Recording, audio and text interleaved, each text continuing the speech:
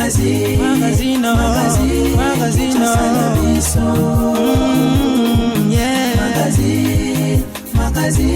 Kinshasa na biso. Réalité ya banaki. Réalité ya banaki. Réalité ya banakino. Pas de hausse de prix ni rupture, il y a carburant dans la République démocratique du Congo. Selon le ministre il y a hydrocarbures, on a dit que déjà solution ici ils ont mis qui problème technique Katinaville province à Kinshasa mokolalo calvaire qui makasi nangambo ya ba chauffeur pour déjà ba station service mususu basala ki te ba o basala ki ezalaki ya kotonda tokolanda ba détail na 4 édition na biso alelo deux ministres il y a gouvernement samba le compte de babengani na Sénat mokolo ya mardi 5 avril l'Europe bisika il faut ba répondre à la question orale avec débat o ezali adressé na bango lolenge kani bazali kotambisa mboka ba détail tout na édition ya lelo on a zene sengo mingi ya ko présenter les bino. Beauté, merci na fidélité et confiance pour Pessanaka NB News Informa Cabine toujours d'une manière très professionnelle. Édition Alelo Bandi, Tikato, Fongola Yango, na pénurie ya carburant au Ezalaki Makasi Mokola Lelo lundi 5 avril 2022. Ezalaki na Banzela Nyonso ya ville à Kinshasa, Batu Bazalaki est belé parce que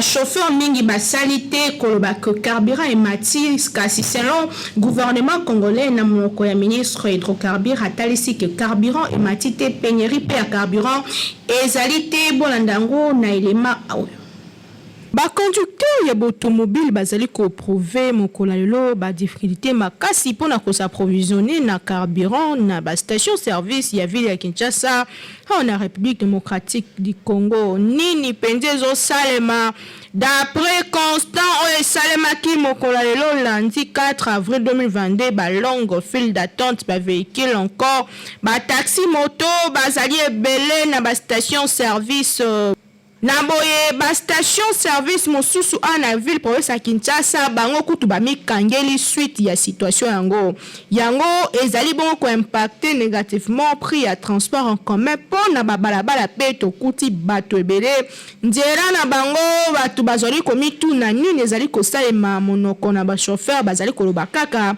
carburant et mati carburant ezali te kasi pour la situation ezali ko déranger population quinoise.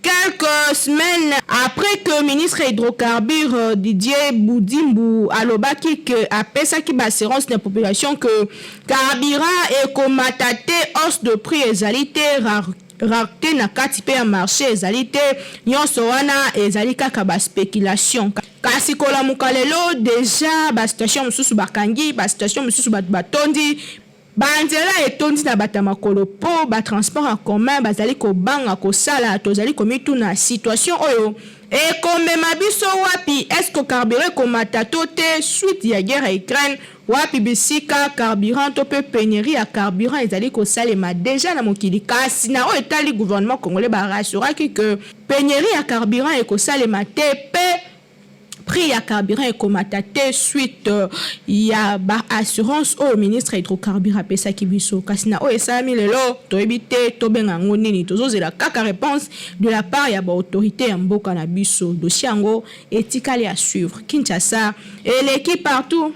Élection de gouverneur Ezali confirmé pour le 6 mai prochain. Boyeba que liste Ezali qui publié na CENI commission électorale nationale indépendante bisika pi batali siko ba o ba bimite na kati ya la liste wana ba ko sala ba recours na bango kasi ya koyeba ko noter Ezali que élection ko salema le 6 mai prochain. Commission électorale nationale indépendante a maintenu aux dates le 6 mai 2022 la date il y a élection et gouverneur et vice-gouverneur dans 14 provinces concernées. À l'issue de la réunion il y a plénière il y a commission électorale nationale indépendante liste il y a candidats qui rendu public où ils allaient répondre à combo il y a candidats déclarés recevables pour l'élection yango na base les Tokuti Bongo 4 candidats na Kasai oriental Tokuti Bongo 5 candidats na Mongala tokuti bongo 7 candidats, na Mai-Ndombe tokuti bongo 5 candidats, na Maniema tokuti bongo 9 candidats, na Lomami tokuti 3 candidats, na Kinshasa tokuti 4 candidats vice-gouverneurs, parmi bango tokuti honorable Jekoko Molumba. Na ngambo ya Congo central ba candidat bazali ebele meke tokuti bongo 23 candidats, parmi bango tokuti bongo Mwanantsemi pe Dio Mindongala Eugène azali pe na kati ya liste ya ba candidat gouverneur ya Congo central. Na Congo tokuti kaka candidat moko petit Tamata Jean-Marie. Na Olomami tokuti 6 candidats. Na Kasai central kuna tokuti 5 candidats, na Sankuru tokuti 13 candidats, na Tanganyika 8 candidats, na Chopo 12 candidats. Tobo sanate que ba candidat écarté ba koki le susu ko kotisa recours na bango, donc liste koki ko s'élargir topé ko kitali susu mikolo ezali ko ya kasi o esengeli ko kanga pe ko yeba que élection ya ba gouverneur pe ba vice gouverneur e ko salima bongo selon message ya Seni toyeba pe to kanga que liste ya bato bazalaki écarté bango bakoki le susu kokota ba recours na bango kino liste définitive ekobima, donc ba liste oyo ekoki kozala élargi to pe kolongola ba misusu oyo esengeli koyeba pe kokangezali que le 6 mai prochain, élection, il y a gouverneur et vice-gouverneur et que Salema dans les 14 provinces déjà où ils allaient concerner la Makambo Yango. Que le meilleur gagne. Kinshasa et l'équipe partout. Tout bien, on est bandé que 2 ministres du gouvernement Sama Lukonde, Bengami, na Sénat, Bissika, puis va répondre à ma question orale avec débat où ils ont adressé pour na bango le lengue kan batosai na mosala na mboka pe bazali kokamba lisusu PDG a régi des OYP azozenama na likambo etali pénurie d'eau surtout na ville province ya Kinshasa. Bonjour image pe commentaire. 2 membres du gouvernement Sama Lukonde bakozala face na ba sénateur mardi 5 avril 2022 ezali bongo madame Antoinette Ntsamba Kalambai, ministre ya mine pe collègue na ye Catherine Fouraya, patronne ya culture, art et patrimoine. Le deux dames bako répondre na question orale avec débat initié na sénateur Victorine l'NCP Denis Kambai. En attendant, Sénat azali ko procéder au cours ya plénière ya mokolo lelo lundi 4 avril na examen et adoption ya projet de loi portant autorisation et prorogation état de siège sur une partie à territoire national, c'est-à-dire na province ya Ituri pe Nord Kivu. Outre 2 membres à l'exécutif national wana mandataire moko public également azali kozelama pona kozala auditionné au cours ya même plénière ya mardi na haute Assemblée ya koyeba ezali bongo directeur général ya régie des eaux Clément Kachama. Pas de panique, pas non plus de spéculation malveillante autour. Il y a une interpellation à 2 ministres. P numéro 1, il y a régie des eaux. Pour y bon exercice moko régulier qu'on s'inscrire dans le cadre de contrôle parlementaire. Tout rappeler que le concerné patron et régie des eaux est allé pour la 2e fois depuis nomination à un poste le 13 juillet 2017 à se présenter les bossois parlementaires. Année passée, Azalaki le bossois parlementaire, Azalaki bon le 26 novembre 2021, Clément Kachama, Azalaki récit la commission aménagement du territoire, infrastructure, poste et télécommunications, nouvelles technologies, de l'information et de la communication et Assemblée nationale pour la répondre à une 50aine de questions aux députés nationaux. Posakaye par rapport à des certes en eau potable sur ensemble du territoire national.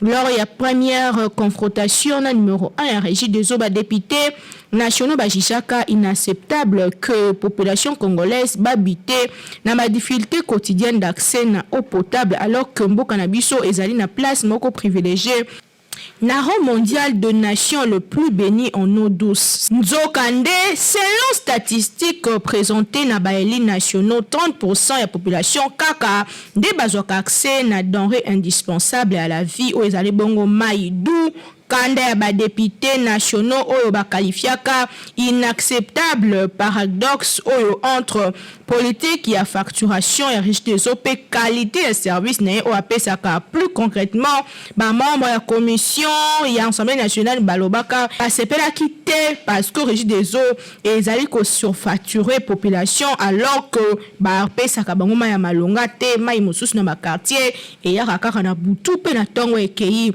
Depuis que babanda législatif oyo problème ya mai ezalaka toujours posé na quartier presque nyonso ya ville province ya Kinshasa et puis à l'intérieur ya mboka na biso.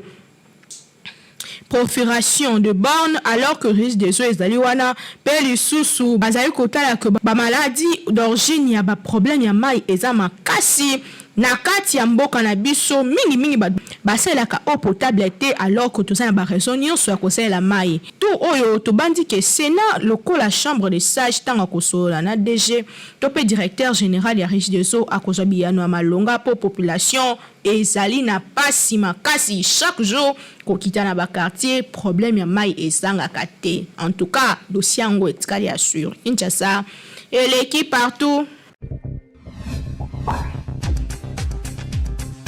Spaghetti roni pe macaroni roni ezotekama partout somba yango na coin avenue na yo kozala mobimba po yango ezopesa bonne santé na libota mobimba.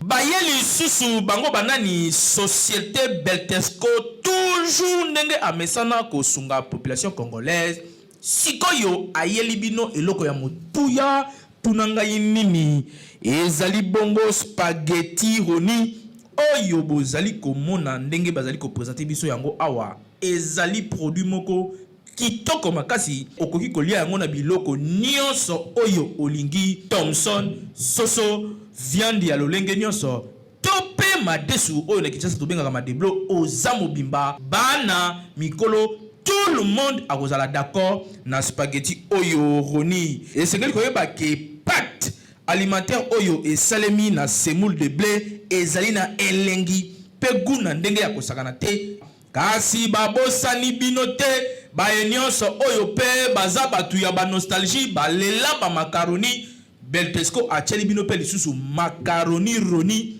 yango pe lisusu ndenge moko gu ya ndenge ya kosakana te elamba makaka ndenge moko mwa ya muke ya moto etoki oche yango na kati quelques minutes après ebeli bana ya classe ba papa na tongo va bakende musala yo pe mama soko ngo kende marché okoki ko beta yango repas moko ya 5 minutes esangisi libota mobimba pe bozali kale na journée bokoya kolia kaka na pokwa vérifiez toujours logo ya Beltesco tango ozali kosomba po ba mwifi na Kinshasa bazali ebele po yango nde ezali ba produit ya qualité supérieure oyo Beltesco a chelibino na marché to offrir bino produit kitoko o babengi spaghetti roni ezali pâte alimentaire à la semoule de blé.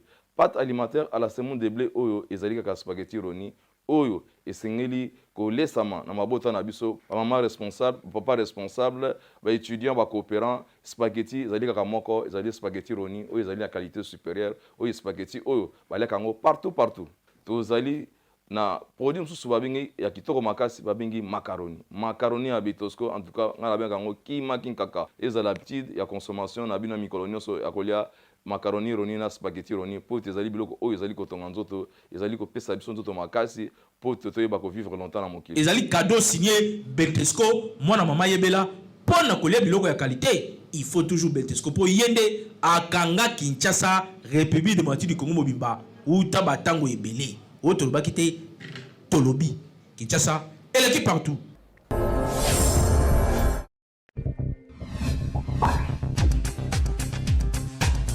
Toujours imité mais jamais égalé KMB News ezopesa bino ba information ya kitoko ba émission ya kitoko a te proposer bino émission La Voix du Développement. Est-ce qu'un pays peut se développer grâce aux impôts? Si vous pouvez directement répondre à la question mais aussi nous expliquer c'est quoi l'impôt. Merci beaucoup madame. Pour répondre à motuna ya soki mboka qui se développer grâce à l'impôt, c'est indispensable de parler du développement ya mboka sans pourtant kolobela impôt. C'est-à-dire quand nous parlons de développement, kolobela développement mingi na baspect mibale. Développement ya moto, na développement ya structure économique.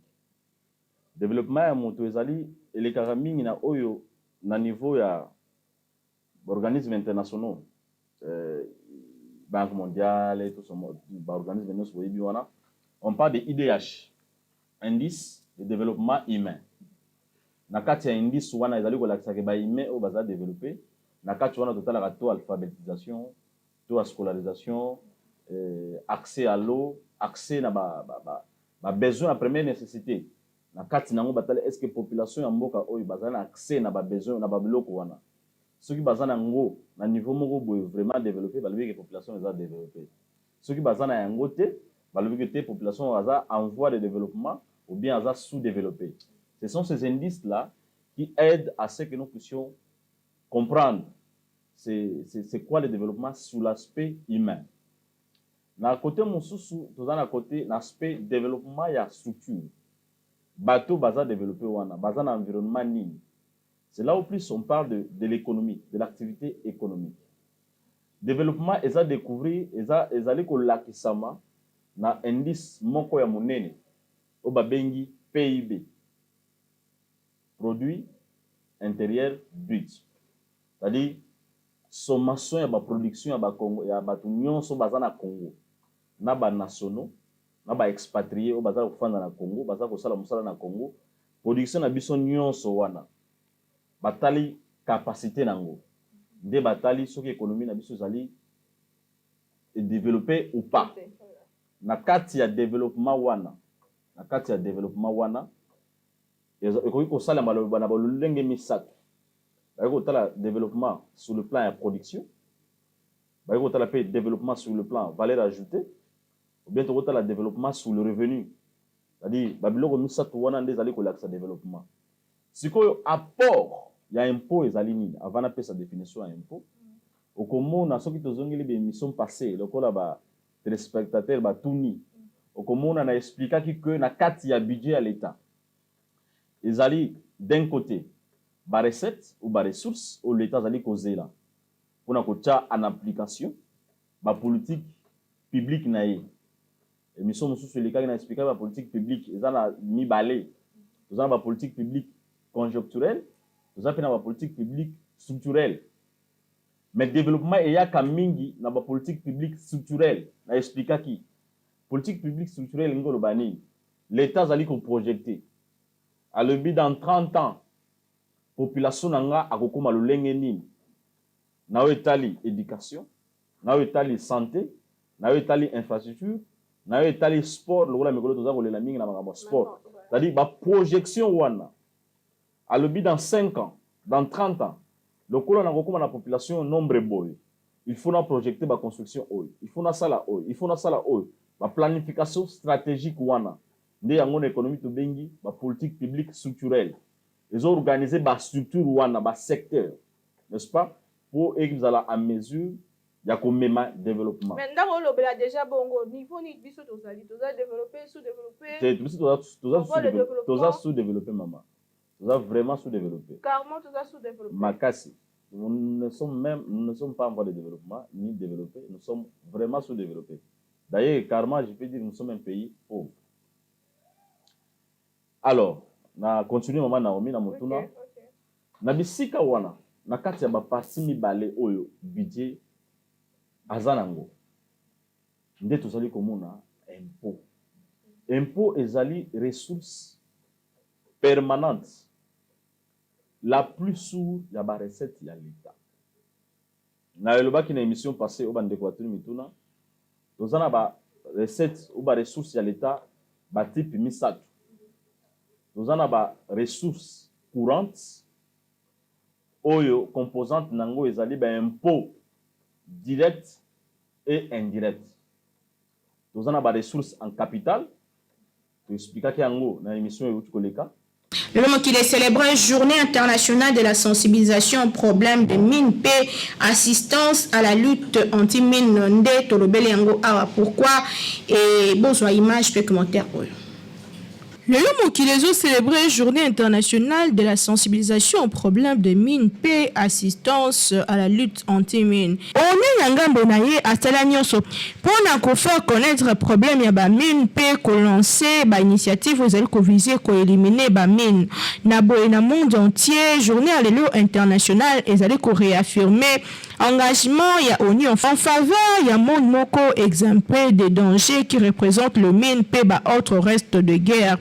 Outa 2005, journée où ezalaka proclamée na ONU suite à déclaration prononcée le 8 décembre 2005 où ezali ko prévoir que date ya le 4 avril ekozala désormais date au bisika ba commémorer journée yango.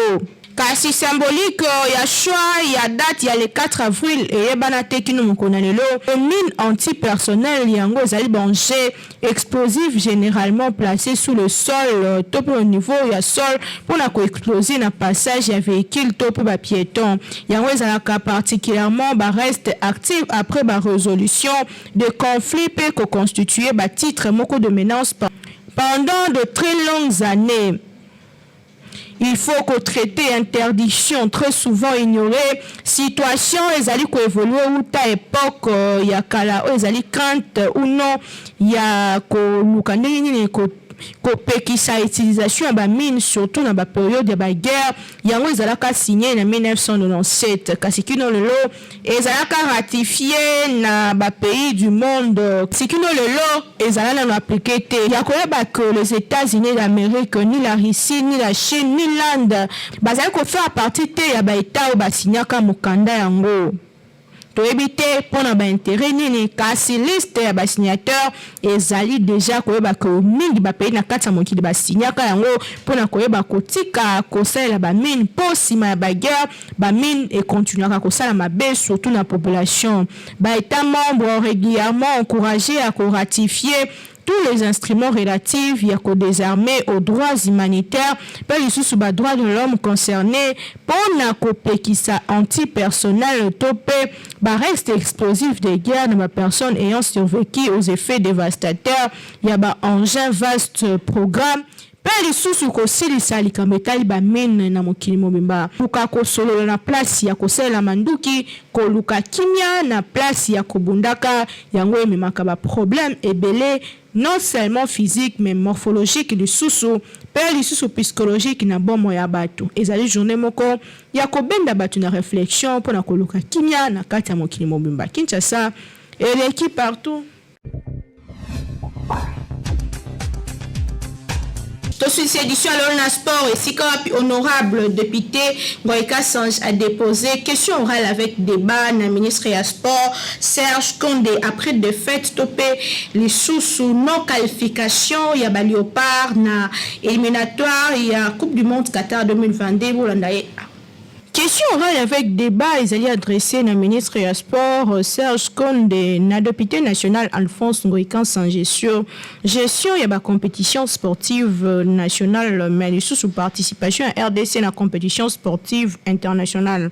La question est encore déposée dans le bureau de la chambre basse, il y a parlement élu en Boujima, Kassai Oriental, qui a observé une négligence makasi, et absence de management aussi bien au niveau du ministère des Sports qu'il y a fédération sur déroulement il y a la compétition sportive nationale au fond preuve il y a irrégularité puis instar il y a championnat national du football Vodacom Ligue 1 a décliné bongo négligence constatée d'après lui sur préparation il y a la sélection nationale opacité il y a contrat signé entre gouvernement et entraîneur les sous député national Ngoïka Sanji a posé la question Oyo a expliqué le lengeni les désordres systématiques et comment la fédération sportive a quand représentation ya mboka na biso na sélection digne de sa grandeur.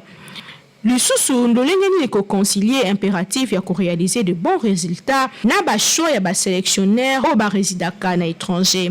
Le lengeni ko expliquer absence remarquable ya ministre des Sports na Maroc lors ya match où opposa qui Léopard football équipe nationale du Maroc.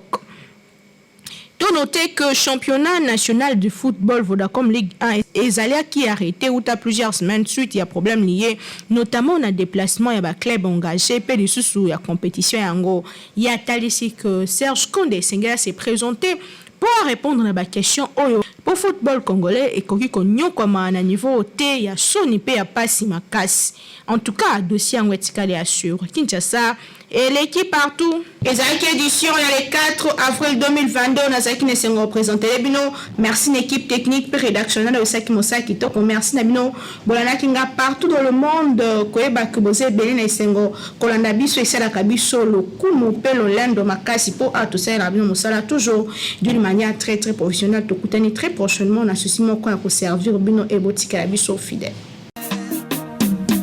Magazino